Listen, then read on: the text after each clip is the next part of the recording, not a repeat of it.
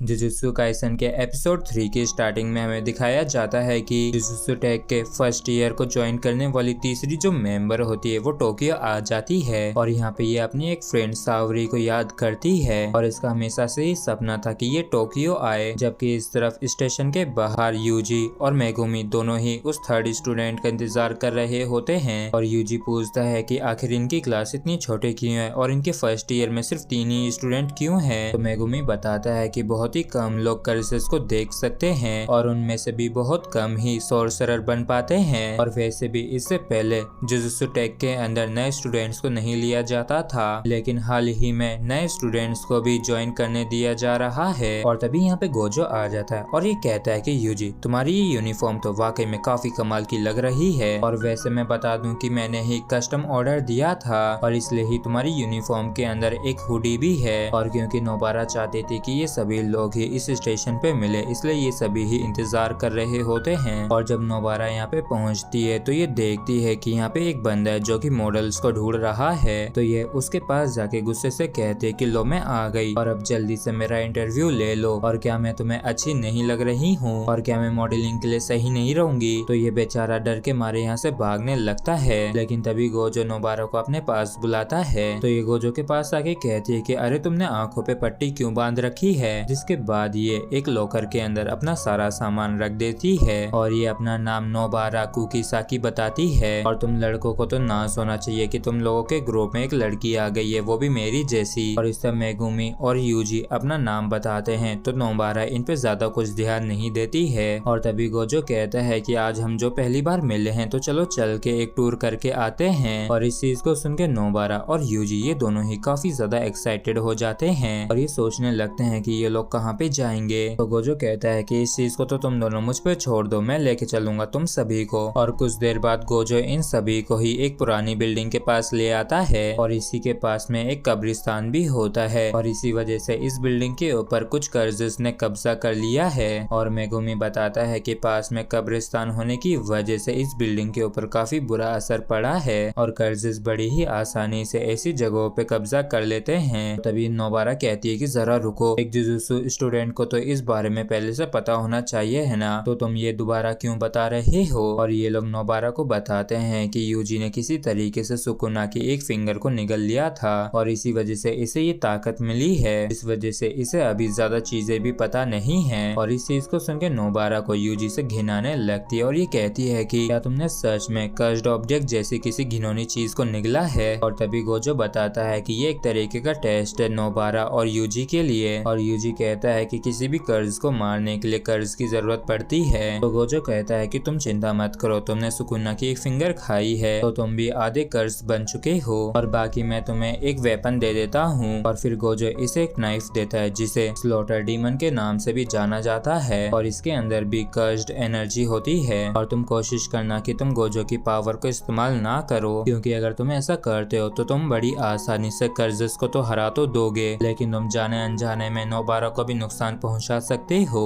और तुम दोनों को ही इस बिल्डिंग के अंदर जितने भी कर्जेस हैं उन सभी को खत्म करना है। और फिर यूजी और नोबारा ये दोनों ही एक साथ इस बिल्डिंग के अंदर चले जाते हैं और मेगुमी भी अंदर जाने वाला होता है, लेकिन गोजो इसे रोक लेता है और कहता है कि ये टेस्ट नोबारा के लिए है और इस तरीके से हम उसे टेस्ट करेंगे। जबकि इस तरफ ये दोनों कर्जेस को ढूंढना शुरू कर देते हैं और नोबारा यूजी से कहती है कि मैं ऊपर जाके ढूंढती हूँ जबकि तुम नीचे से ढूंढना शुरू करो, इस तरीके से हमारा समय बचेगा। लेकिन यूजी इस चीज के लिए मना करता है पर नोबारा इसकी बात नहीं सुनती है और अपनी ही चलाती है और इसे लात वात मार के नीचे ढकेल के ऊपर चली जाती है। और यूजी इस तरीके के इसके एटीट्यूड को देख के कंफ्यूज सा हो जाता है और तभी अचानक से ऊपर से एक कर्स्ड स्पिरिट आ जाता है, लेकिन यूजी के रिफ्लेक्सेस वाकई में काफी खतरी होते हैं। और तो और हम ये भी जानते हैं कि ये कितना ज्यादा पावरफुल है, इसलिए ये अपने कर्स्ड वेपन से इसकी ऐसी तैसी कर देता है। जबकि इस तरफ बाहर गोजो कहता है कि यूजी सच में थोड़ा सा पागल है, क्योंकि जब वो पहले एक नॉर्मल इंसान था लेकिन तब भी वो एक मॉन्स्टर से लड़ने में हिचकिचाया नहीं, जबकि तब तो उसके पास किसी भी तरह की पावर भी नहीं थी। इसलिए एक कमाल का जादूगर बनने के लिए थोड़ा पागलपन भी जरूरी होता है, जिससे कि बुरे से बुरे और ताकतवर से भी ज्यादा ताकतवर कर्जेस से लड़ा जा सके। और इस टेस्ट से हम ये पता लगाएंगे कि नोबारा कितनी पागल है। और जब नोबारा एक रूम के अंदर आती है तो वो वहाँ पे कुछ स्टेचूज को खड़े हुए देखती है और इसे ये भी पता पता चल जाता है कि इनमें से किसी एक के अंदर कर्स्ड स्पिरिट है, इसलिए ये अपने हैमर और नेल्स का इस्तेमाल करती है और इसकी जो नेल्स होती हैं वो सीधे जाके उस कर्स्ड स्टेचू में जा लगती हैं, जिस वजह से वो कर्स्ड भी अपने असली रूप में आने लगता है। और गोजो बताता है कि भले ही नोबारा के पास एक्सपीरियंस है, लेकिन वो गांव से बिलोंग करती है और वहाँ के कर्ज शहर के मुकाबले काफी कमजोर होते हैं, क्योंकि जैसे जैसे पॉपुलेशन बढ़ती है वैसे वैसे किसी भी कर्ज की पावर भी बढ़ती है, क्योंकि जितने ज्यादा लोग उस कर्ज से डरते हैं वो कर्ज उतना ही ज्यादा स्ट्रॉन्ग हो जाता है। और तभी अचानक से वो कर्ज स्टेचू उठ खड़ा होता है, इसे देख के नोबारा चौंक जाती है, लेकिन नोबारा की जो नेल्स होती है वो पूरी तरीके से इसके कंट्रोल में होती हैं, इसलिए वो नेल्स इस स्टेचू के सिर में घुसने लगती हैं और कुछ सेकंड्स बाद ये एक्सप्लोड हो जाती हैं, जिस वजह से वो कर्स्ड एनर्जी उस स्टेचू के अंदर से निकल जाती है। और तभी नोबारा वहीं पे पीछे एक बच्चे को छिपे हुए देखती है और पहले तो वो बच्चा बाहर आने से मना करता है, लेकिन तभी नोबारा देखती है कि उस बच्चे के पीछे से एक कर्स्ड स्पिरिट आ गया है और उसने इस बच्चे को होस्टेज बना लिया है। और इस स्पिरिट को ऐसा करता देख नोबारा काफी शॉक होती है और ये सोचती है कि आखिर ऐसा कैसे हो सकता है कि इसके पास सोचने समझने की शक्ति हो, और इसे भी अच्छे से मालूम है कि ये ज्यादा ताकतवर नहीं है, इसलिए ही इसने इस बच्चे को बंदी बना रखा है। और नोबारा सोचती है कि अगर वो बचेगी तभी वो इस कर्ज को एक्सरसाइज कर पाएगी, फिर चाहे वो बच्चा मर ही क्यों ना जाए, लेकिन फिर ये उस बच्चे के खातिर सरेंडर कर देती है जिससे कि ये इस बच्चे को बचा सके। लेकिन फिर भी ये कर्ज्ड इस बच्चे को छोड़ता नहीं है और ये कर्ज्ड स्पिरिट इस बच्चे को मारने ही वाला होता है, भले ही नोबारा ने सरेंडर कर दिया था। और फिर ये अपनी फ्रेंड सावरी को याद करने लगती है और तभी अचानक से पीछे से दीवार तोड़ के यूजी यहाँ पे आ जाता है और ये तुरंत ही इस कर्ज्ड स्पिरिट के हाथ को काट देता है और इस बच्चे को भी यहाँ पे बचा लेता है, जबकि इस तरफ ये कर्ज्ड स्पिरिट यहाँ से भागने की कोशिश करता है और ये यहाँ से बच के दूर जाए उससे पहले ही नोबारा इसके कटे हुए हाथ के ऊपर एक वुडन डॉल इसके हाथ के ऊपर डाल देती है और अपनी रेजोनेंस एबिलिटी का इस्तेमाल करके उस कर्ज्ड स्पिरिट को एक्सरसाइज कर देती है उस वुडन डॉल के अंदर एक नेल मार के। और फिर हमें नोबारा के पास्ट का सीन दिखाया जाता है जहाँ बचपन में उसकी एक फ्रेंड हुआ करती थी साओरी, जो कि टोक्यो से उसके गांव में रहने के लिए आई थी, लेकिन वहाँ के लोग साओरी को बिल्कुल भी पसंद नहीं करते थे और उसके साथ काफी ज्यादा भेदभाव करते थे और अंत में साओरी को उस गांव को छोड़ के जाना पड़ा। और ये चीज नोबारा को बिल्कुल भी अच्छी नहीं लगी, इसलिए इसने डिसाइड किया कि ये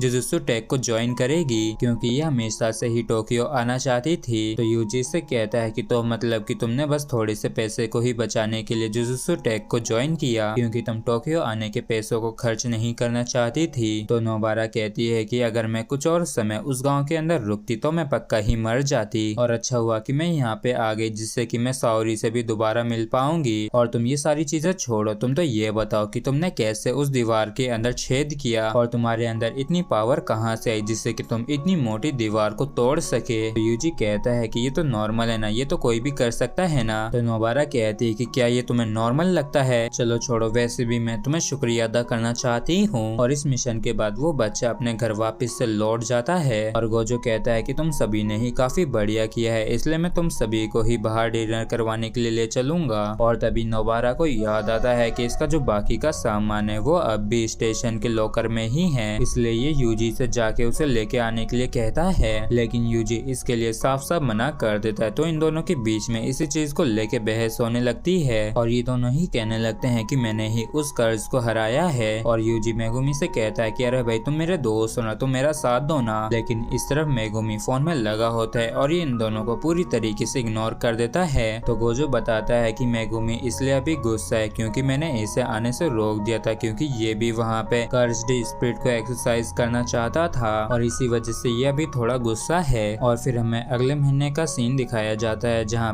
पे 3 जुजुत्सु स्टूडेंट्स को एक कर्ज्ड वर्म को एक्सरसाइज करने के लिए भेजा गया होता है, लेकिन उनमें से एक मारा जा चुका है। और इसी के साथ हमारा ये एपिसोड भी यहीं पे खत्म होता है। अगर आप लोगों को वीडियो अच्छा लगा हो तो प्लीज चैनल को सब्सक्राइब और वीडियो को लाइक करना बिल्कुल भी ना भूलें। Thank you.